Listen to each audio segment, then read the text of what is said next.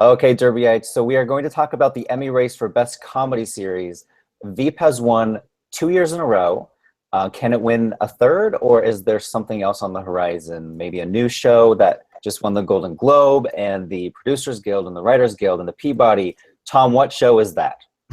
It's Atlanta, and it's also the pick of four of the five experts we have who are piping in today. It's the first day, May 1st, that we're seeing predictions, and we've got Glenn Whipp of the LA Times, Lynette Rice of Entertainment Weekly, Paul Sheehan, our own Paul Sheehan here from Gold Derby, and we've got Robert Rourke of the New York Post, all saying Atlanta, but Matt Jacobs, the entertainment editor of HuffPost, saying Veep. Remember, Veep won under the old system and the new system. The voting changed last year. The Emmys love to repeat. So in terms of what I think, conservatively, I would put Veep out front right now. But I'm very worried about a show that you really like a lot, Zach, Atlanta. Why is everyone putting Atlanta out front? Is it because what Marcus is saying, that it swept the guilds and the Golden Globe? Well, I think that's part of it. It also, the Peabody Award is pretty significant for a television comedy. To win that is quite an achievement. I think that it's a couple of different things, one of which is I think, like we saw with the Oscars this year, the TV Academy could want to reward shows that represent diversity. You have to go all the way back to The Cosby Show over 30 years ago, back in 1985, to find a show with a predominantly black cast that won Best Comedy Series. That's a long time. And this year we have two that I think could win, either Atlanta or Blackish. And I keep switching back and forth between the two of them. The thing that makes me a little hesitant about picking Atlanta is that it is so far out there in terms of its content and its style and its storytelling, that it might not appeal to the entire television academy the way that something like Blackish might. But at the same time, though, we've talked about I think 15% rule is the statistic that Paul gave, where that's about as much of the vote as you need to win. So if we see a lot of younger, edgier voters this year wanting to make their mark, Atlanta could edge through, just like barely. And let's explain why. The new voting is a plurality vote. Previously, you ranked your contenders 1 to 7, and the nominee with the lowest score would win. Now it's just check off the ballot for what you like. And so we saw last year in the acting races, for example, Tatiana Maslany for Orphan Black win Best Drama Actress. So I don't think she ever could have won under the old system. Ben Mendelsohn winning for Bloodline in the acting races. Those were big jaw droppers that remind us that you just need a small but passionate win. Assuming everyone else has a smaller, yes, less passionate core. I mean, because the 15% assumes that all 7 nominees are right around the same level. Daniel, what do you think? I mean, I'm very open to changing. I'm saying Atlanta, but I can change by the end of the slugfest. What are you predicting? I'm tentatively picking Blackish. It's moving in the right direction in terms of of its recognition. It got in Best Actor in its first year, then Best Actor, Actress, and Comedy Series its second year. This year, maybe we could see it get into writing, directing categories, which it would probably need, since no show since Friends in 2002 has won Best Comedy Series without at least a writing or directing nomination. And it's possible. I mean, we see it showed up at the SAG Awards. It showed up at the Golden Globes for the first time. So, and what's great about Blackish in terms of being an Emmy contender is that it has the edgy quality that Atlanta has, in terms of being a choice for younger, hipper voters that they might rally behind it because of the subject matter it deals with. But it also has the accessibility of the family comedy, so that the people who loved Modern Family could sort of rally behind this show as well. So for now, I've got Blackish, but it will depend a lot on what happens in the nominations, how strong Veep is, how strong Atlanta is. In the last 8 years, the Emmys or the last 10 years, the Emmys have liked repeats. 3 in a row for 30 Rock, followed by 5 in a row for Modern Family, followed by 2 in a row for Veep. So Veep could just keep steamrolling along, depending on how those nominations look. And it hasn't dropped in quality just based on the first 3 episodes that we've seen of this season. So I wouldn't be surprised to see it win again. And is there, Tom, I mean, that Hollywood, the left coast, I mean, is there the sense that perhaps, I mean, could Emmy voters be rewarding Veep as a kind of a, little like a bit of a blowing a bit of a raspberry at Washington right now? Absolutely. And they love Washington-based shows, period. Think of all the wins for the West Wing over on the drama side. And what they want most of all is to feel that their vote is important. And Veep does that. I was surprised Veep didn't win earlier, actually, in its run. But I think it took a while to build, like so many shows do need to build at the Emmys in order to get the momentum. But now it's been increasing its number of nominations every year, too. So we've seen that momentum increase as well. But so it would be my current pick. But I think that Silicon Valley could actually win. I think that Transparent could actually win. I could make a compelling case for both of those shows as well, given the new voting system. I don't think they could have won under the old system. So I think this race is wide open. And Chris, you're the one that sets up our prediction center, and really, the kind of when we're talking about number of nominations, I mean, like Tom was saying about Silicon Valley and Transparent, is that partly because they have such a rich like the ensemble aspect of it, like that could give them a lot of nominations in July? Yeah, I remember Silicon Valley and Veep last year just dominated directing and writing. So we knew, and like Daniel just said, I've got Blackish in front, but I will remove it immediately if it still doesn't get a directing or writing nomination. It's got to get in there, or any of these shows to be a strong contender. I was shocked last year. They were even smart last year. Blackish people were. They didn't submit a bunch of stuff on the writing ballot. They submitted that episode Hope, which was their most acclaimed episode of the year, and which did cover all kind of social issues as well as be very funny, and still didn't get in. So that worries me in terms of predicting it. But I would like to see, if Blackish is going to win on nominations day, I'd like to see it get in a directing or writing, maybe both. I'd like to see it improve on acting. I mean, it's only gotten 2 in. Maybe a Lawrence Fishburne gets in. Maybe a Jennifer Lewis gets in. Other guest stars. I mean, it needs to start improving. And while you're right, it's been getting in everywhere.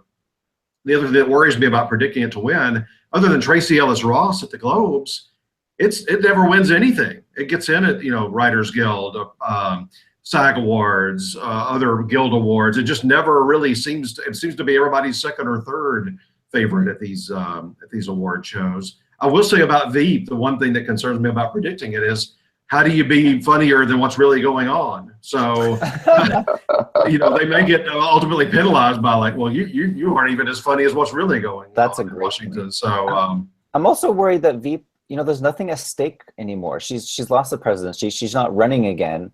So there's really nothing to root for in that show anymore. I still love it, obviously. And Zach said the quality, is still high, but I'm worried about Veep that it may not three-peat.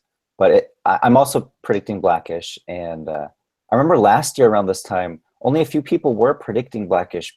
And all of a sudden, it gets the nomination for the show and the actor and the actress. But even with those 3 big ones, it really, really underperformed. And I agree with Chris. If it doesn't do even better this year, I may have to remove it from my first placement. I think it really could. And the other thing I would say about Atlanta, because I think that's probably your 3 most likely comedy series winners, it feels so much to me like Louis and Master of None, where they get in for things and then they get the consolation, not really consolation, but they get the writing prize because the guy in charge, the guy, as the main lead character is also the writer and the director, and they reward them with a writing award, but that's all they give it. Yeah, I can definitely see Donald Glover winning, perhaps writing or even directing, as like in the same way as Aziz Ansari and Louis C.K. did for their shows. Your show's a little too weird for us, but congratulations. You go home with something. Yeah. I'm looking at the experts' predictions of the 5. There's only 5 experts right now. Lynette Rice she's the only one with Modern Family getting a nomination. Is Modern Family dead at the Emmys? Wow. Not with 7 nominations. I'm sure it's still got a strong core of support, right?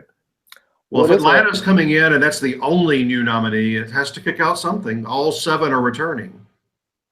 I don't know what's going out. Oh, yes. Just take us through the returning nominees, Chris.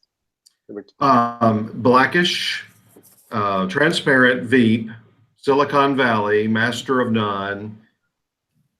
It was Kimmy Schmidt and Modern and Family. Modern Family. You know, we haven't seen Kimmy Schmidt yet. We haven't seen Master of None yet. So it's hard to. I mean, we always get into this prediction game of predicting what was nominated last year, but if these shows just aren't very good, then... Well, I will. Somebody on the inside. Kimmy Schmidt is great. Shame on you, Marcus. I love it. And Chris and I went to a taping back in October. We saw them. I think they were filming either the first or second episode, and it's a good one. It's a good one. Oh, Let's see. He's just Marcus is fearful that the new season may not live up to the quality of the first two. and it doesn't get in for writing and directing sometimes. Which is astounding that it hasn't yet, considering it's Tina Fey. I'm most concerned for Kimmy Schmidt. It didn't get writing directing that first season, and then the next season not only did it not get writing directing, but it shed a couple of nominations too that it had already gotten. So I feel like if there's a show that goes out, unless this season, I mean, it's timed well. It's going to come out closer to the voting period, which is going to be a benefit to it. But yeah, I'm worried that with a strong contender like Atlanta coming in potentially, I'm worried that Kimmy Schmidt might be the most vulnerable. Yeah, I mean, I've heard through the grapevine that obviously it was somebody that was biased that had seen a bunch of them, but they just said to me, because they knew I was a fan, they said, get ready for season 3. It's going to blow away seasons 1 and 2. So I hope they haven't set my expectations too high, but I hope it goes up in nominations because it's such a clever show. The thing with Modern Family, to compare it to the other show that won 5 years in a row, Frasier, is that, you know, Frasier dropped out of comedy series in its 9th season, but was still getting a ton of nominations. Modern Family is now in its 8th season, and last year it only got 4 nominations, and 2 of those were for sound mixing. So that's, you know, the bloom has faded from that rose quite a bit. I'll tell you what, though, if Modern Family does get snubbed, that's great news for Blackish, because those are the only 2 family comedies, and it's not going to split that family vote anymore. I just wanted to make, it was a point we were talking about earlier off air, and just that whether it's Blackish or Modern Family, I mean, it is so disheartening, though, that these shows that do turn out 22 or 24 just top-notch episodes a year versus, and Veep is wonderful, but there's 10. You know, there some of the British shows, there'll be 6, you know, and it's just sort of, I mean, I wish people would sort of think, you know, wow, those Modern Family people, they're doing 24 episodes every year that still make me laugh, or Blackish, probing into really provocative subjects for 22 or 24 episodes. And it's just, I'm not advocating splitting and having different awards, you know, like for cable versus broadcast, but it is, I wish that they'd get a little more credit for that, for the output.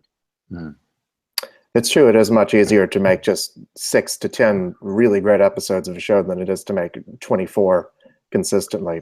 And by any Modern Family fans out there, I'm not knocking the quality of the show this season. That's just, you know, strictly award statistics I'm talking about here. Well, as an Emmy voter, let me pipe in here with a crazy thought or two, okay? I want to, you know, how Emmy voting works on the nomination phase is that you get to check off 10. You don't rank, you just check off 10 of all the contenders. And just looking at our list of other things that we should throw into the mix, into the discussion here, several of our experts think Insecure is going to get in there. That's a fascinating idea. And, you know, look what happened at the Golden Globes, or was it SAG, with Shameless? William H. Macy won, SAG. And then Shameless has a core group, and under the new voting system, remember that that's all that matters. And I'm going to tell you right now, 2 of the shows I'm definitely checking off on my list. A Series of Unfortunate Events. I loved it. And talk about a show that's going to have a ton of nominations. And Mozart in the Jungle is just a guilty pleasure of mine from Amazon. And it's, of course, has the snob appeal. I don't think it's going to get in. I think Gael Garcia Bernal has a better chance in the acting categories. But with this new voting system, we don't know, you know, it's a wild card. We've only had 1 year to test. But I can tell you right now, I'm voting for them. And also, I mean, Amazon, it's sort of the new Netflix. I mean, it really it's planted its flag in the ground. I mean, they had with shows like Catastrophe and yeah.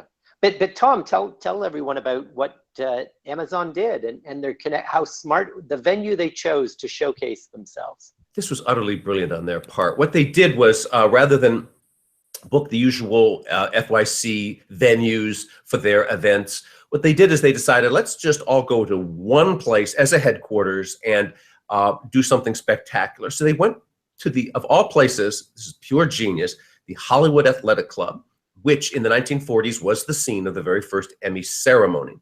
And in the area where the pool used to be, and where Johnny Weissmuller famously would in his Tarzan mode for his movies, would practice diving and teach Charlie Chaplin the breaststroke, and all these huge celebrities were there. This was like this was like the ultimate gym of Hollywood back in the old days.